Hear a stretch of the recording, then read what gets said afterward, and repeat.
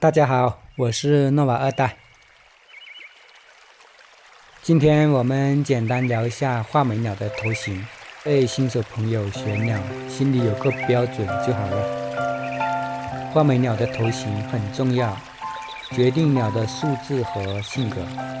画眉鸟头型细分好多种，总归为这几种头型：一、大方头，特点平大额方，有后脑槽，包括小方头和深长头，以深长头为最理想，下嘴凶猛有力。二、削足头，特点头顶平斜至嘴尖，感觉像一条线，最受欢迎，少见而凶猛。三、蛤蟆头，特点头顶平，眼睛伸得很上，而且鼓，很形象，像蛤蟆一样，样子凶恶，幸好包括舌头。四、圆头，特点头顶不平，呈圆形，毛厚，包括槟榔头、橄榄头。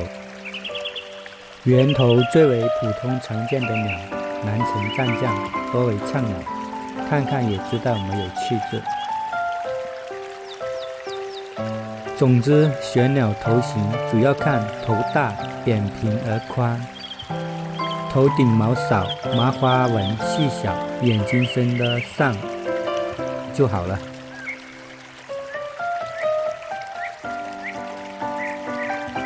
这四种头型，前三种最好，但是少，大方头难驯，削足头、蛤蟆头性要稳一些。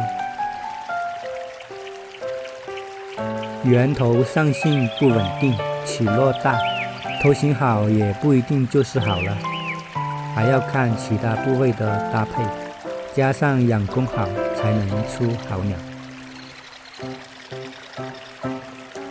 但是选鸟都是这么来选的，具备有好鸟的特点，才有可能是好鸟。